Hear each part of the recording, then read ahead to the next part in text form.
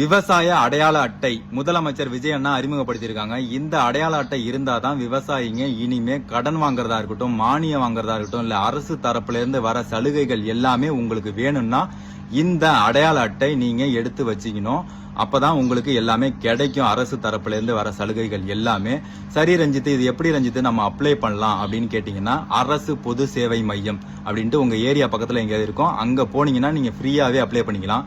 அப்படி இல்லைன்னா இ சேவை மையம் போனீங்கன்னா அங்க அப்ளை பண்ணிக்கலாம். இதெல்லாம் தேடி என்னால அலைஞ்சுக்கிட்டு அப்ளை பண்ணிட்டு இருக்க முடியாது அப்படின்னா உங்க மொபைல்லயே நீங்க அப்ளை பண்ணிக்கலாம்.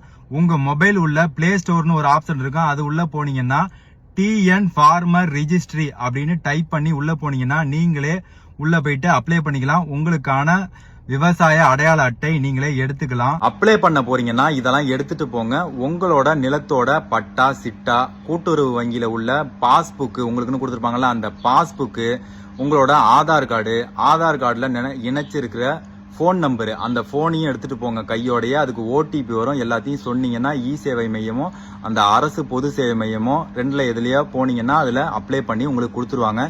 இது வர 31 முடியுது. இதுக்கப்புறம் எக்ஸ்டெண்ட் பண்றதுக்கான வாய்ப்பும் இருக்கு. நம்ம அதை எதிர்பார்க்க வேணாம். முடிஞ்ச அளவு விவசாயிங்க எல்லாருக்குமே ஷேர் பண்ணி விடுங்க.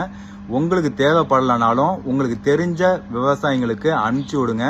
ரொம்ப ஹெல்ப்ஃபுல்லா இருக்கும். ஏன்னா அவங்க ரொம்ப கஷ்டப்படுறாங்க. இந்த அடையாள அட்டை இருந்ததுன்னா ரொம்ப அவங்களுக்கு ஹெல்ப்ஃபுல்லா இருக்கும். பார்த்துட்டு ஸ்கிப் பண்ணிடாதீங்க. தயவு செய்து ஷேர் பண்ணி விடுங்க. நிறைய பேருக்கு இந்த விஷயம் தெரியல.